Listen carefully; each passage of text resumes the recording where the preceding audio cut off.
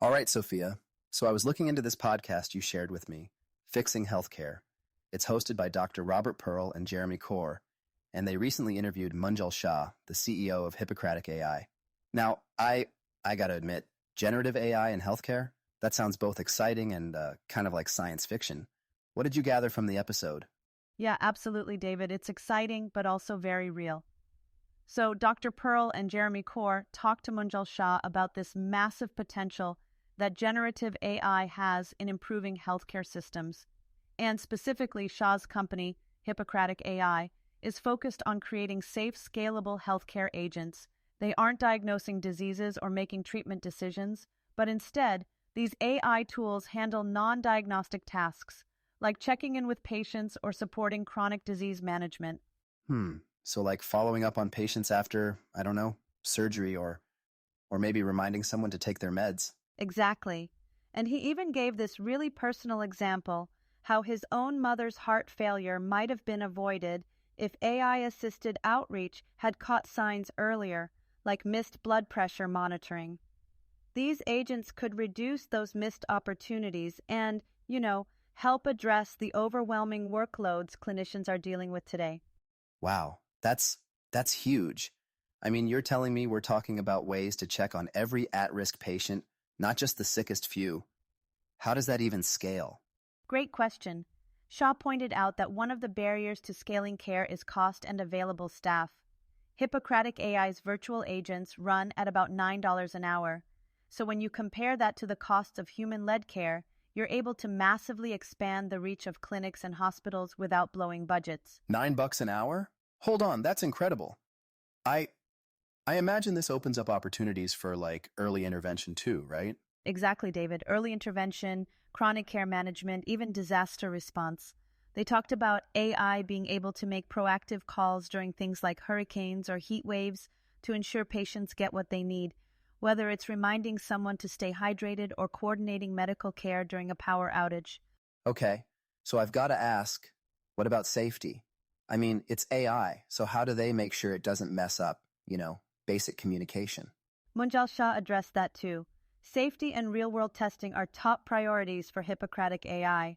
They actually use real nurses to train and evaluate the AI performance, and their system has 19 layers of supervisory models to catch errors in real time.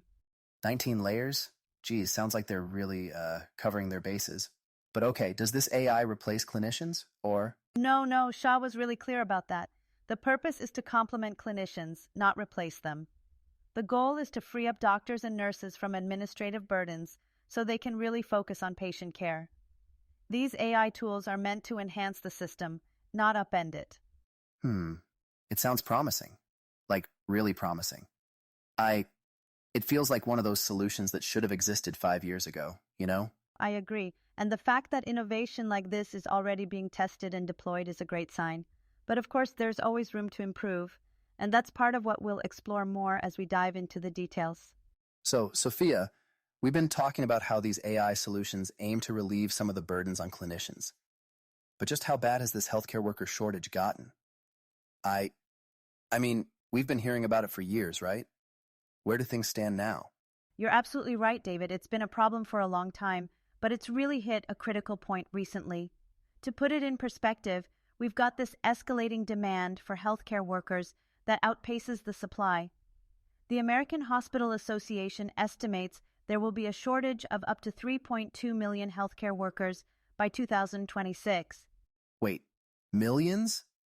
That's not just a gap. That's like a full-on canyon. What's driving this? A few things, really. Aging populations mean more people need care. Chronic diseases are rising, staffing levels haven't kept up, and then there's burnout. I don't know if you've seen, but surveys are showing that roughly a third of nurses are considering leaving their jobs. It's no wonder patients are feeling the squeeze when it comes to appointment availability. Yeah, actually, my wife just spent 3 months trying to schedule a specialist visit for her dad. And we're in a major metro area, so I can't even imagine what it's like in rural places. Exactly, and that's where innovation like Hippocratic AI really has the potential to help. Munjal Shah, their CEO, talked a lot about this challenge during his interview. They're tackling the shortage with virtual agents that can handle non-clinical tasks, things like patient follow-ups and education. So these agents could like free up human healthcare workers to actually focus on, the hands-on patient care stuff? Precisely. These AI agents are designed to step in where clinicians don't need to be directly involved. For example, they can check on at-risk patients, help manage chronic conditions, or even just remind people about routine screenings. It's it's kind of wild, isn't it? Like we're using AI not for diagnosing, which feels more sci-fi, but for this more human-facing side of things. Communication, follow-up. It's like they're picking the low-hanging fruit that nobody's had time to grab. Exactly. And it makes a lot of sense when you think about it. These agents are scalable in a way people just aren't. Shah mentioned that a single AI agent could operate for the cost of $9 an hour.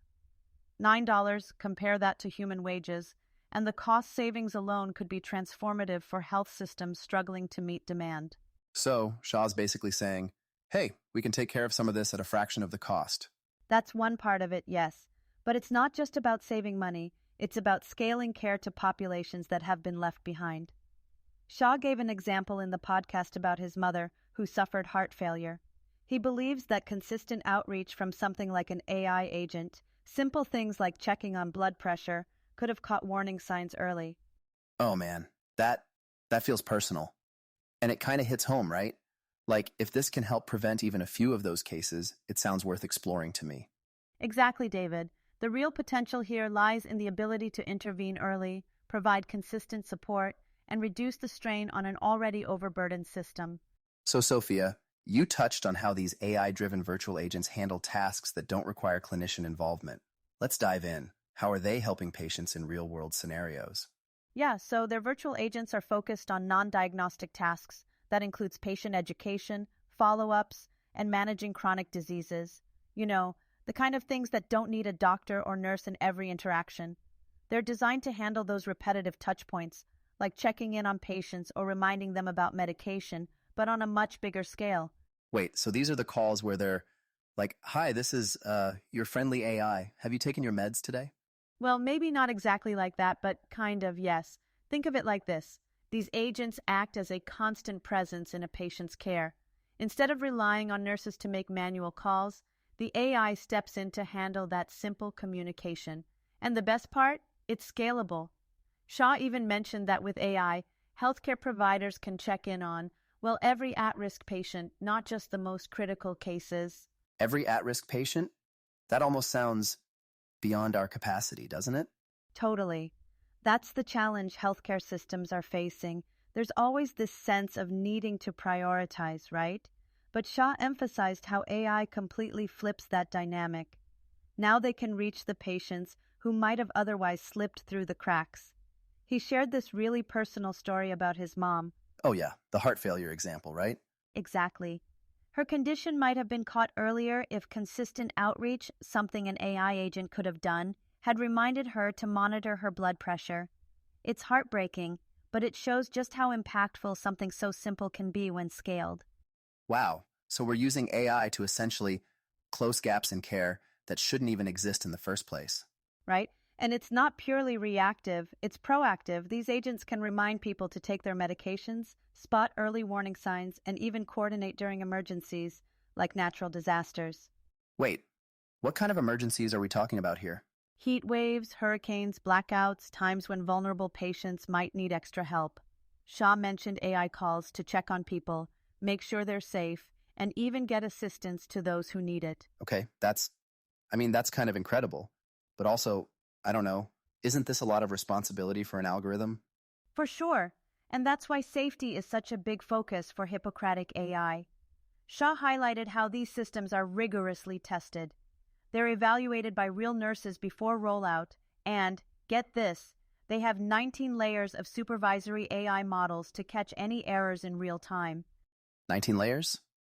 That must mean they're extra careful about making sure these agents don't, I don't know, give out wrong information or anything. Exactly. It's about ensuring that these tools are trustworthy. And Shah was really clear, AI isn't replacing humans here.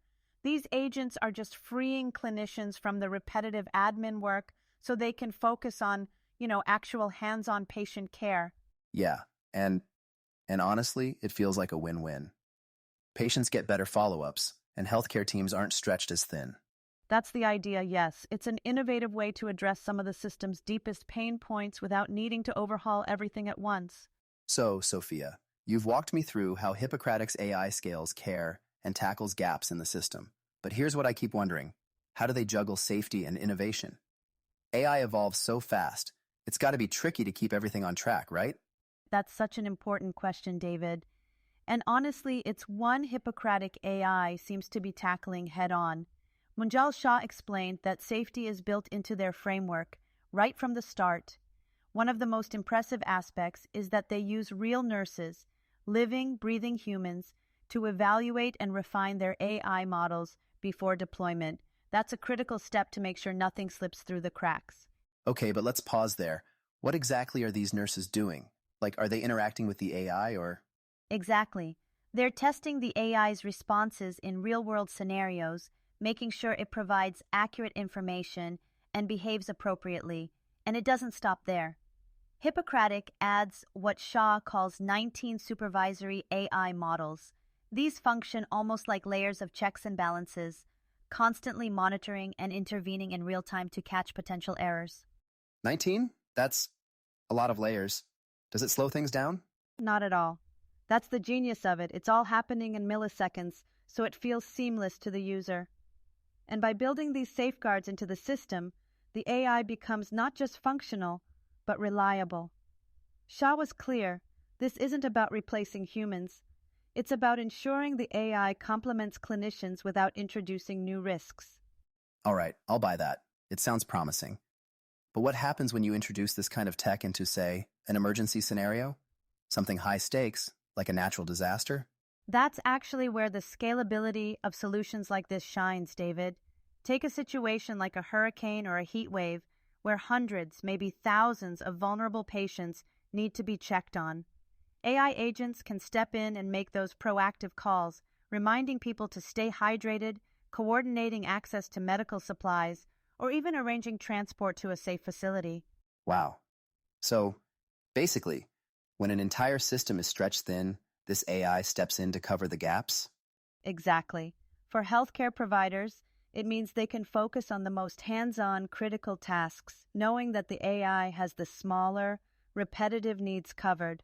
And for patients, it means they're not lost in the chaos. It's a win-win approach. Honestly, it reminded me of something from medical history that transformed care. Oh, here comes the history lesson. Lay it on me. Okay, think back to when blood pressure monitoring first became a routine part of care. It wasn't always something people did at home or even in clinics.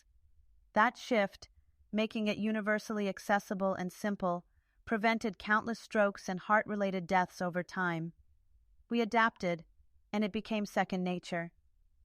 AI applications like these could be the next evolution, normalizing proactive care on a much broader scale. That's an interesting parallel. And you're right, it's hard to imagine healthcare without blood pressure cuffs now. If AI becomes that ingrained, it could really change what we expect from the system. You know, Sophia, the more I think about innovations like AI and healthcare, the more I wonder, what if we took it even further?